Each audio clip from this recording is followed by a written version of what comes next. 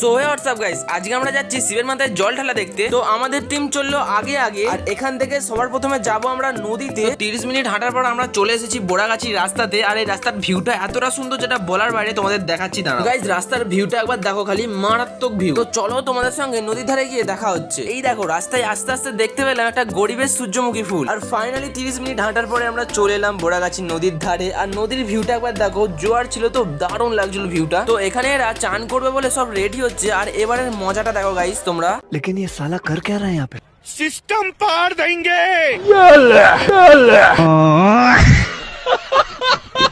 আর guys নদীতে চান করতে গিয়ে এরা যে এমন করবে সেটা আমি ভাবতেই পারিনি। এ বাবু, তুমি ভিডিও করছো? তোমার ভিডিও আমার খুব ভালো লাগে। আর এইগুলো সব পাশের বাড়ির দিদি হয়। আর গাইস এরা এতটা জলে কুস্তি করেছে যে এদের চোখ মুখ পুরো লাল হয়ে গেছে। তো চান টান করা সব কমপ্লিট। এবারে যাচ্ছি আমরা আমাদের পাড়ার রাধাকৃষ্ণ মন্দিরে। আর এইটা হলো আমাদের পাড়ার রাধাকৃষ্ণ মন্দির। কি সুন্দর লাগছে মন্দিরটাকে। এবার ভিতরের ঠাকুরটাকে দেখো, আরো সুন্দর লাগছে। আর গাইস মন্দিরের ডান সাইডে জল ঢালা হচ্ছে, আর ওদিকে প্রচুর ভিড় হয়েছে বলে আমি যাইনি। আর ভিডিওটি ভালো লাগলে একটি লাইক করে দেবে, কমেন্ট বক্সে সবাই বলে যাবে কিন্তু হরে কৃষ্ণ। আর গাইস এই ভিডিওটার ফুল ভিডিওটা তোমরা নিচের লিংকে ক্লিক করে ঝটপট দেখে আসো।